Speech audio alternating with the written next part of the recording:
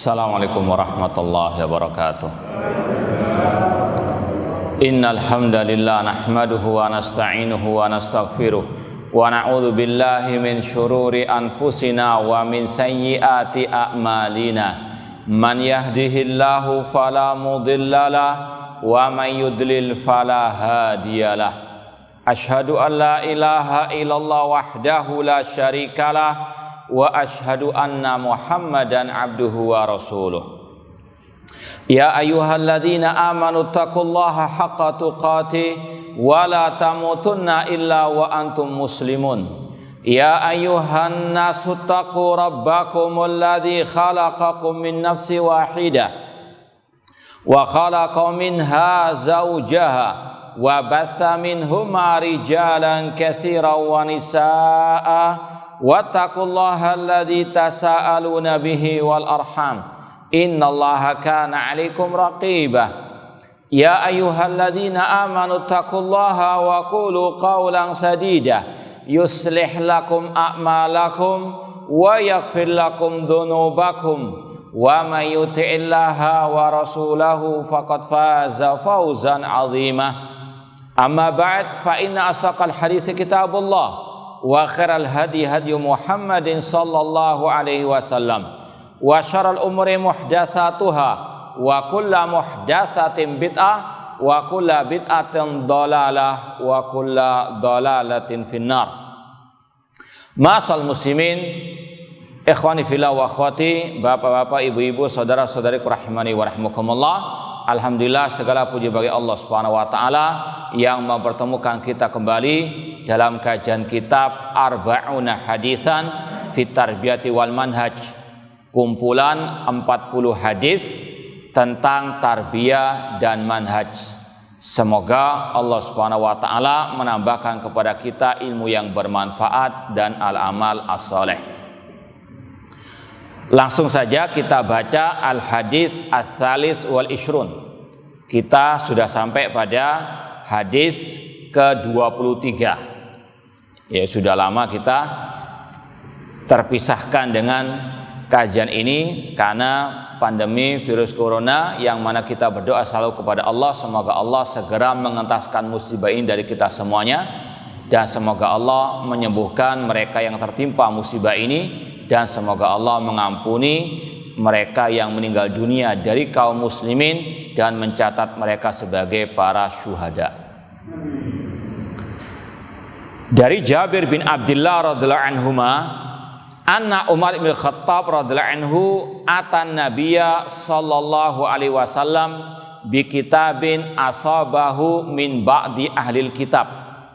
Dari Jabir bin Abdullah radhiyallahu anhuma bahwasanya Umar bin Khattab radhiyallahu anhu pernah mendatangi Nabi SAW dengan membawa lembaran-lembaran kitab ahlil kitab, atau dalam riwayat lembaran Taurat. Faqara'ahu an-Nabi SAW faghadiba. Ketika Rasul membacanya, Rasul marah seraya berkata, amutahawwikuna fiha ya Ibnul Khattab, apakah engkau ada keraguan wahai Umar bin Khattab, kok sampai membawa lembaran Taurat? Rasul marah kepada Umar bin Khattab. Walladzi nafsi biyadih, demi Allah yang jiwaku ada di tangannya, laqad ji'tukum biha baydha'a naqiyah, aku telah mengajarkan kepada kalian Islam yang putih bersih, ajaran yang putih bersih, yang bening, yang jernih. Baydha yang putih, naqiyah yang jernih. La tas'aluhum an syai'in fayukhbirukum bihaqqin, jangan kalian bertanya kepada ahli kitab tentang sesuatu dari urusan agama ini, karena mereka akan mengabarkan kepada kalian sesuatu yang hak, namun kalian mendustakannya. Fatukadzibuhu bihi, atau fatukadzibu bihi, au bi batilin fatusaddiqu bihi, atau mereka mengabarkan dengan kebatilan lalu kalian membenarkannya. Walladzi nafsi biyadih, demi Allah yang jiwaku ada di tangannya, lau anna Musa alaihissalam kana hayyan ma wasi'ahu illa an yattabi'ani. Seandainya Nabi Musa sekarang masih hidup, tidaklah ada kewajiban atasnya kecuali mengikuti diriku. Hadis ini riwayat Imam Ahmad dan sahih, disahihkan oleh Syekh Muhammad Nasiruddin Al-Albani rahimallahu ta'ala. Ma'asal muslimin ikhwani fillah wa akhwati rahimani wa rahimakumullah. Hadis ini yang paling inti dalam pembahasan oleh pensarah yaitu Syekh Abdul Aziz As-Sadhan, yaitu berkaitan dengan tahdzir atau peringatan Rasul yang pertama untuk Umar bin Khattab dan juga untuk kita agar berhati-hati, selektif dalam mencari referensi agama. Ya, sampai Rasul marah. Ini bentuk kasih sayang beliau kepada Umar bin Khattab dan juga kepada kita. Ya. Sampai beliau marah. Marah itu bukan berarti membenci terus. Ya. Namun di sini artinya beliau mengasihi, menyayangi Umar bin Khattab. Demikian pula di sini kita diperingatkan hati-hati dalam urusan referensi agama. Kalau kita salah langkah, naudzubillah min dzalik, bisa tersesat. Ya, kita baca sarah beliau Syekh Abdul Aziz As-Sadhan, fihi al-hadharu minan nadhar fil kutubid dhalali wal kutub alati fiha dhalal. Di dalam hadis ini ada pelajaran berharga, yaitu harus ada kewaspadaan, kehati-hatian dari membaca buku-buku sesat atau yang di dalamnya ada kesesatan. Ya. Berapa banyak korban-korban terorisme itu salah satu sebabnya membaca buku-buku tokoh-tokoh terorisme. Kalau sekarang mungkin lewat media sosial atau lewat internet. Ini yang paling berbahaya. Kalau tidak selektif, tidak punya background yang kuat, tidak paham akidah dan manhaj yang benar, bisa terbawa arus. Bahkan mungkin pernah saya cerita di sini juga, ada salah satu anak masih kecil, ya, cewek, masih SMP. Ya. Ketika saya pengajian seperti ini di sebuah tempat, ya, padahal anak ini sudah mengenyam banyak pondok-pondok pesantren sunnah. Ya. Kita nggak menyangka, ternyata dia terpapar virus terorisme ISIS. Ya. Ketika itu kita sempat membahas masalah terorisme ISIS, kelompok teroris ISIS. Tiba-tiba ada secari kertas. Pada waktu itu kita nggak menerima soal jawab, materi selesai langsung selesai kita. Tapi waktu itu ada kertas masuk, kita baca, ternyata dia memprotes, kenapa kok saya pembicaranya mengkritik teroris ISIS. Ya, intinya dia pembela fannya teroris ISIS, padahal itu di asrama, ya, katanya sunnah. Tapi ada orang seperti itu. Kita waktu itu husnudzon saja, mungkin orang luar. Ya. Ketika kita pulang ke rumah, keluarga saya dapat SMS teror juga. Ini luar biasa. Ketika kita lacak, ternyata anak SMP masih. Ya. Padahal dia tidak banyak keluar. Kajian-kajian keluar nggak mungkin. Tapi tadi lewat media sosial atau internet. Ini sangat luar biasa bahayanya. Ya. Makanya jangan heran kalau misalnya ada waktu kapan lalu seorang atau dua orang akhwat pakai cadar kemudian masuk ke Makobrimob pada waktu itu, kemudian melakukan perbuatan teror. Ini masih di lingkungan asrama ini. Berani dia menteror kita. Ya, meskipun hanya lewat SMS ke keluarga kita, bukan hanya saya yang diteror seperti itu. Dalam artian dicaci maki ataupun diprotes seperti itu. Namun berani juga sampai ke SMS ke keluarga. Naudzubillah min dzalik. Ini karena salah membaca. Kalau gak dibimbing orang tua yang benar, maka berbahaya. Sekali lagi, ini yang Rasul peringatkan, hati-hati. Fihi al-hadar minan nadhar fi kutubid dhalal wal qulub ati fiha dhalal. Kemudian dibawakan di sini ucapan Al-Imam Ibnu Qayyim rahimahullah, ulama yang hidup pada abad 8 Hijriah. Beliau mengatakan qala al-Marudhi qultu li Ahmad.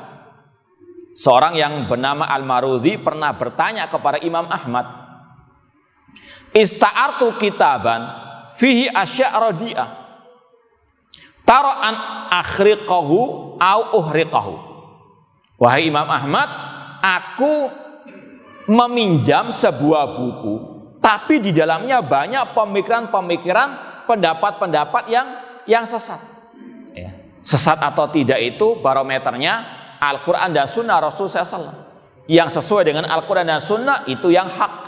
Yang gak sesuai, yang menyelisih Al-Quran dan Sunnah itu yang sesat. Jadi sesat itu bukan karena perasaan kita, karena gak cocok dengan kita, bukan itu. Tapi sesat atau tidak ukurannya Al-Quran dan Sunnah. Rasul mengatakan, taraktu fikum amrayni lan tadillu ba'dahuma kitaballah wa sunnati. Aku tinggalkan kalian dua perkara, dua hal yang jika kalian berpegang teguh dengannya tidak akan tersesat, Al-Quran dan Sunnah. Maka lawan yang menyelisih Al-Quran dan Sunnah itu yang sesat. Jadi sekali lagi, sesat atau tidak ukurannya apakah menyelisih Al-Quran dan Sunnah ataukah tidak. Seorang yang bernama Al-Marudhi bertanya kepada Imam Ahmad, wahai Imam Ahmad, aku meminjam sebuah buku, di dalamnya banyak pemikiran-pemikiran yang jelek, yang sesat. Tara an akhruqahu au uhriqahu. Bagaimana pendapatmu? Apakah aku sobek-sobek atau aku bakar buku tersebut? Qala na'am. Kata Imam Ahmad, iya.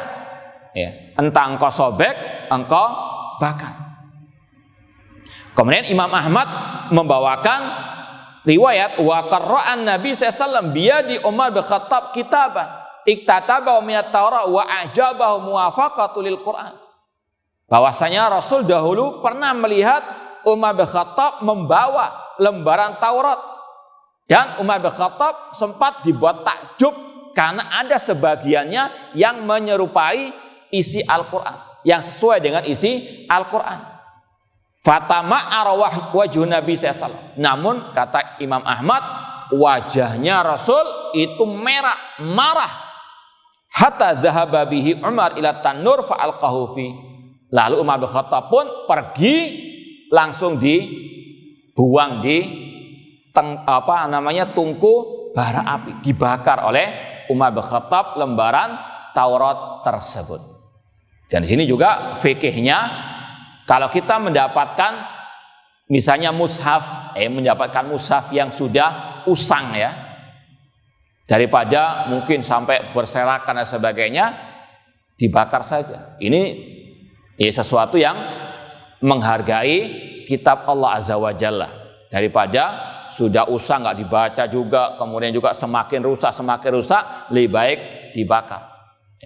Ataupun ada buku-buku yang di dalamnya tadi ada mungkin ayat Al-Quran, lebih baik dibakar daripada dirombengkan, naudzubillah min dzalik, dibuat bungkus orang-orang di pasar. Ini sekali lagi untuk menghormati ayat-ayat Quran, atau di situ ada nama-nama Allah Subhanahu wa taala.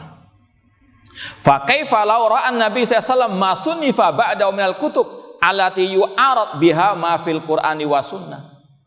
Kata Imam Ibnu Qayyim rahimahullah, lalu bagaimana seandainya Rasul melihat buku-buku yang ada sekarang ini, yang di dalamnya banyak penentangan terhadap Al-Quran dan Sunnah Rasul sallallahu alaihi wasallam, bahkan kitab-kitab yang mencaci maki Al-Quran, naudzubillah min dzalik, seperti kitab-kitabnya kelompok Syiah Rafidhah, yang mereka memang sudah punya keyakinan Al-Quran itu sekarang ini sudah tidak murni lagi. Ini sudah pernah kita jelaskan mungkin di awal-awal kajian kita di sini tentang kelompok Syiah Rafidhah, dan mereka masih bergentayangan di mana-mana. Banyak di negeri kita pengikutnya.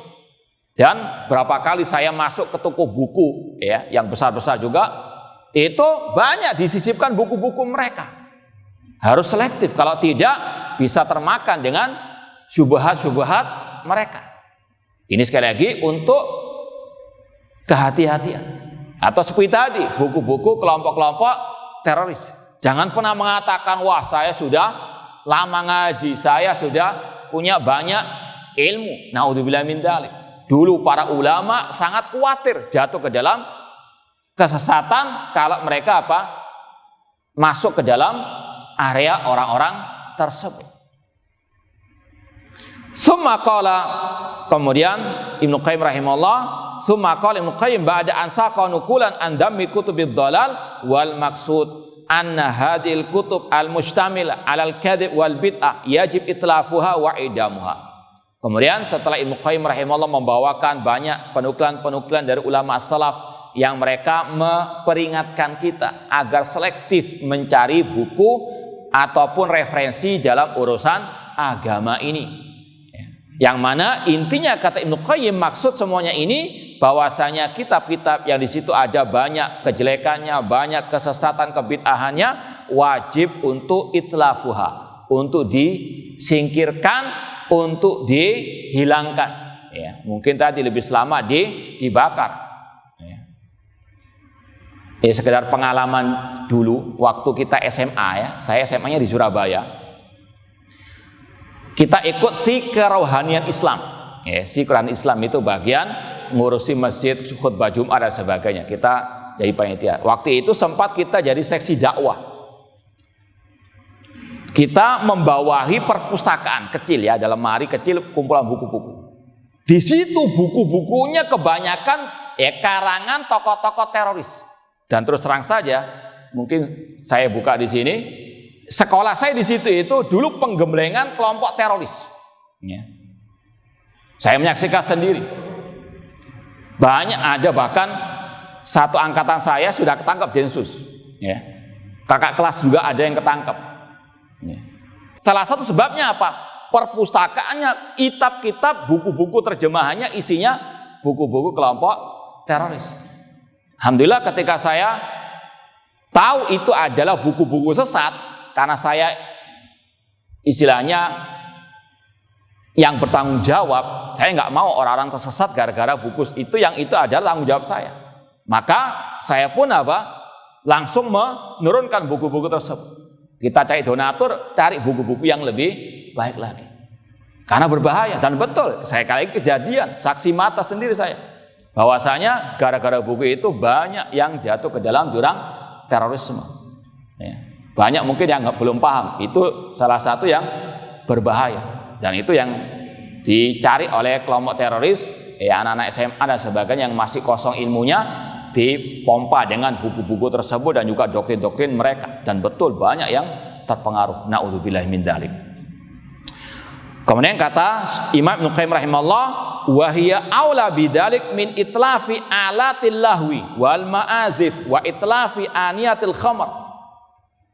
Menghilangkan buku-buku yang ada pemikiran-pemikiran sesat tadi itu lebih utama daripada merusak alat-alat kemaksiatan, alat-alat nyanyian musik ataupun bejana-bejana khamr. Ya.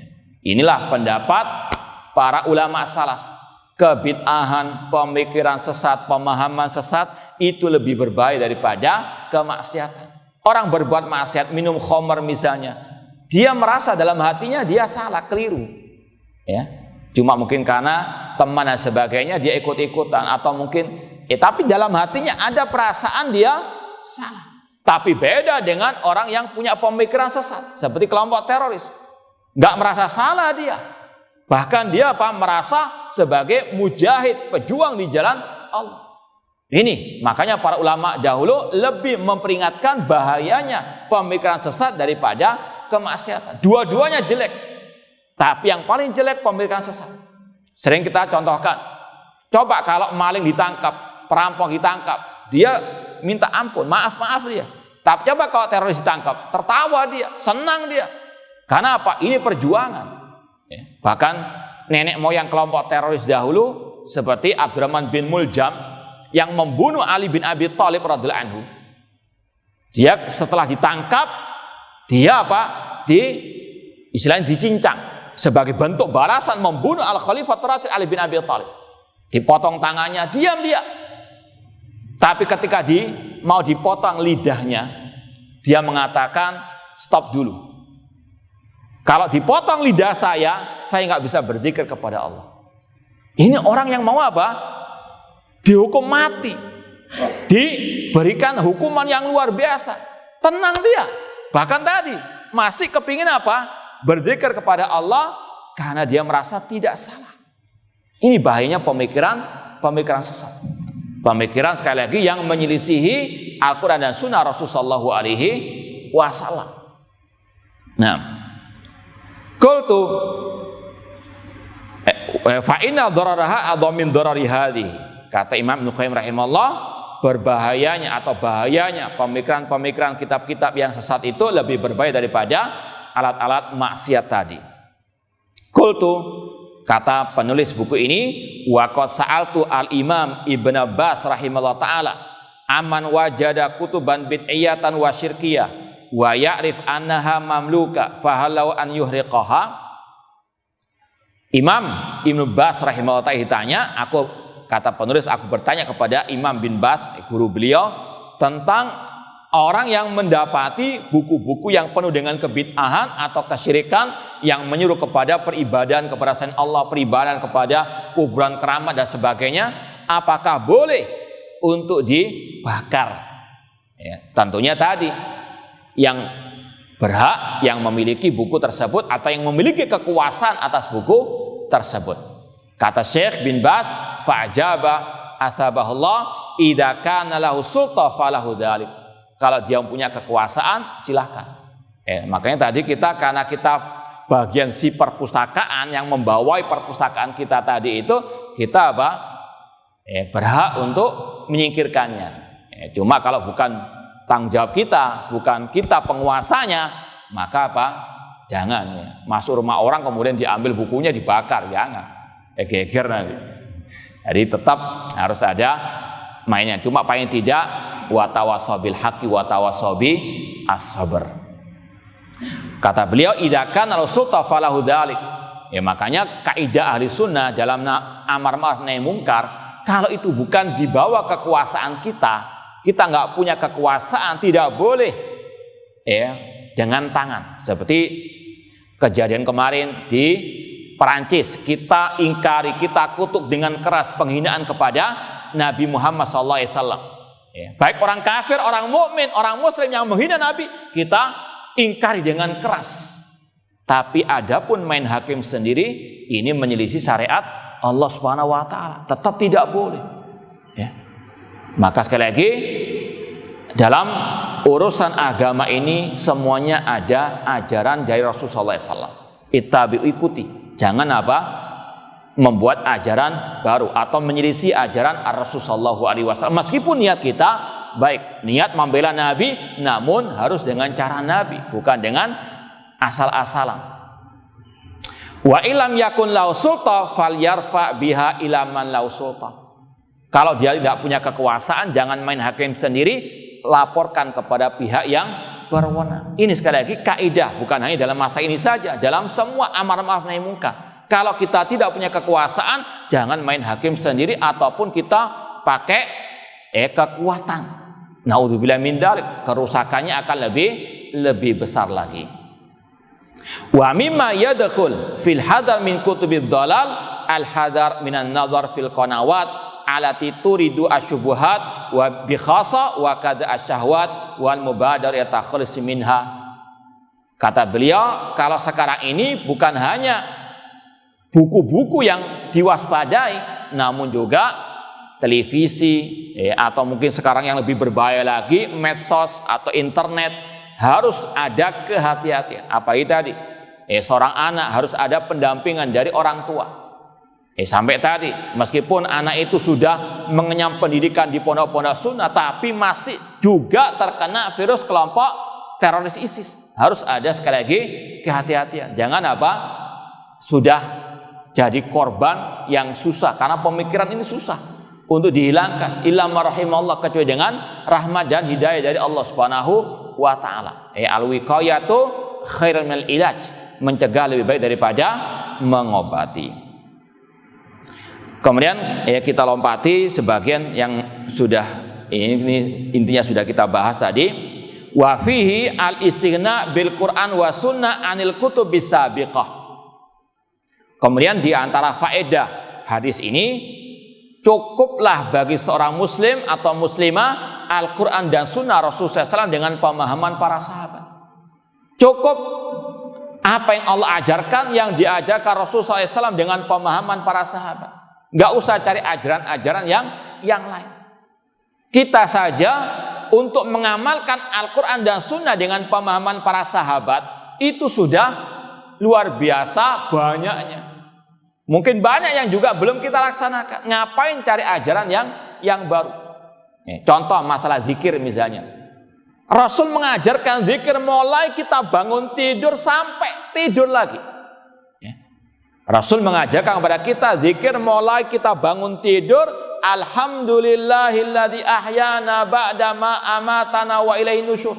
Sampai kita tidur lagi.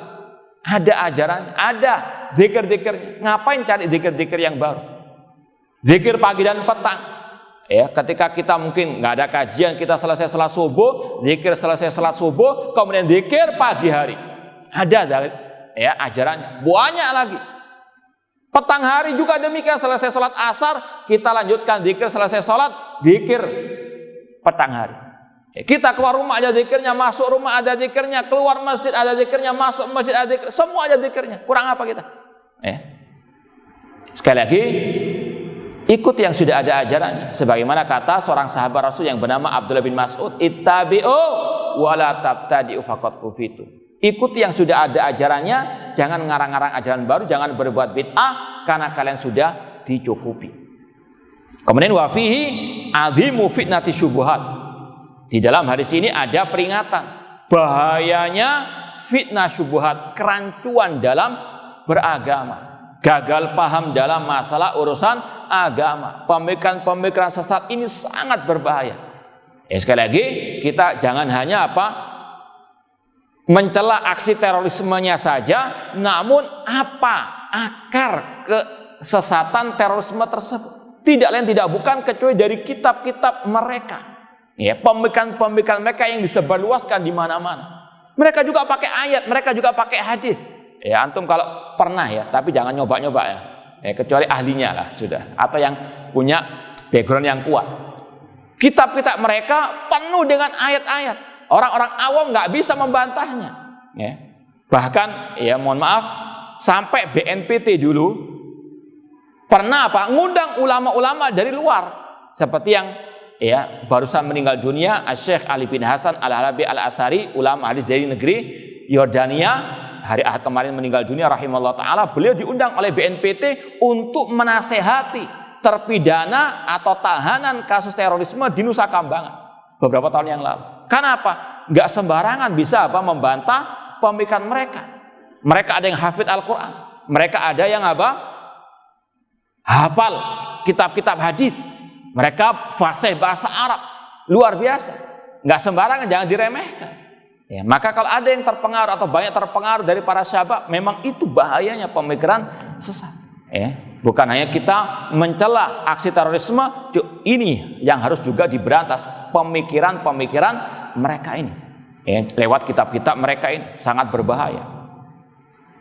Kemudian fihi kamalus syariah wa tamamuha. Di dalam hadis ini ada penjelasan dari Rasul bahwasanya Islam itu sudah sempurna. Kata Rasul, ji'tukum bayda naqiyah, aku telah mengajarkan kepada kalian Islam yang putih bersih. Kita sudah, kata Rasul, mencukupi kalian. Ngapain cari kitab-kitab selain kitab Allah, Al-Quran dan Sunnah Rasulullah SAW? Islam sudah komplit dari A sampai Z, dari A sampai I sudah komplit. Mau apa kita? Sudah ada ajarannya, tinggal kita mempelajarinya, tinggal kita mengamalkannya, menyampaikannya kepada umat. Dan harus kita yakini, mungkin sekarang ini banyak istilahnya Islam yang abu-abu, nggak jelas itu betul Islam ala Rasul atau selain Rasul Shallallahu Alaihi Wasallam. Labelnya sama, namun ada yang KW, ada yang abal-abal. Maka kalau kita mau Islam yang benar, Islam ala Rasul Shallallahu Alaihi Wasallam, cari dalam Al-Quran, cari dalam hadis Rasulullah SAW, cari dari pemahaman para sahabat Rasul Shallallahu Alaihi Wasallam. Kemudian yang berikutnya, muwafaqatus sunnah lil Quran fi maslati tafadhilil anbiya. Di dalam hadis ini ada penjelasan para nabi manusia yang termulia, tapi di antara yang paling mulia ada yang paling mulia, yaitu Nabi kita Muhammad sallallahu alaihi wasallam. Wa fi fadlu nabiyina Muhammad sallallahu wa fi fadlu Musa alaihissalam. Di dalam hadis ini ada penjelasan keutamaan Nabi kita Muhammad dan juga keutamaan Nabi Musa. Dua-duanya ulul azmi, nabi-nabi yang mulia. Namun di antara yang mulia, Nabi kita yang paling mulia, ana sayyidu waladi Adam. Kemudian wa fihi umumu risalati nabinya SAW wa anna syari'atau nasikhatun lima qablaha. Yang terakhir, di dalam hadis tadi ada penjelasan keumuman syariat Nabi Muhammad SAW, bahwasanya syariat Nabi Muhammad berlaku kepada semua manusia. Sejak beliau diutus sebagai Nabi dan Rasul, maka syariat beliau berlaku diwajibkan kepada semua manusia sampai hari kiamat. Tidak boleh ada yang keluar dari syariat Nabi Muhammad, ya. Tidak boleh ada yang mengatakan kalau sudah tingkat ma'rifat tidak ada kewajiban mengikuti syariat Nabi Muhammad. Sebagaimana kata mereka, Nabi Khidir boleh keluar dari syariat Nabi Musa. Kata para ulama, beda antara Nabi Muhammad dengan Nabi Musa. Apa bedanya? Kalau Nabi Musa diutus kepada kaumnya saja, tapi kalau Nabi Muhammad diutus kepada semua manusia sampai hari kiamat. Sebagaimana kata Rasul, utitu khamsam lam yu'tahuna nabiyyin qabli. Aku diberi 5 keutamaan yang tidak diberikan kepada nabi-nabi sebelumku. Yaitu diantaranya, kana nabi bu'itsa ila qaumi khassatan wa bu'istu ila nasi jami'an.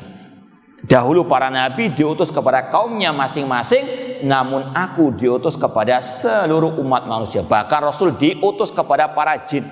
Jin gak punya nabi dari kalangan mereka. Jin itu juga diperintahkan beriman dan mengikuti ajaran Nabi kita Muhammad SAW. Seperti yang Allah firmankan, yang Allah ceritakan dalam surat Al-Ahqaf, wa id sarafna ilaika nafaran minal jinni yastami'unal Qur'an. Ingatlah ketika kami memalingkan sekelompok dari jin yang mereka mendengarkan bacaan Al-Qur'an yang dibaca oleh Rasulullah SAW. Falamma hadaru qalu ansitu. Ketika mereka menghadiri Rasul SAW tadi, mereka mengatakan kepada yang lainnya, dengarkan bacaan Rasul. Ya. Walamma wala ila qaumi mundir, ketika mereka kembali kepada kaum mereka, mereka sebagai pemberi peringatan, yaitu tadi menyampaikan Al-Qur'an kepada kaum mereka. Jadi tidak boleh ada yang mengatakan kalau sudah tingkat ma'rifat, sudah tingkat yakin, tidak ada kewajiban mengikuti Nabi Muhammad. Ini sesat dan menyesatkan. Wallahu ta'ala alam. Semoga Allah subhanahu wa ta'ala menjadikan kita sebagai pengikut setia Nabi kita Muhammad SAW, dan semoga Allah mengumpulkan kita bersama Nabi Muhammad SAW di surga kelak. Barangkali ada pertanyaan, silahkan. Kalau tidak ada, alhamdulillah.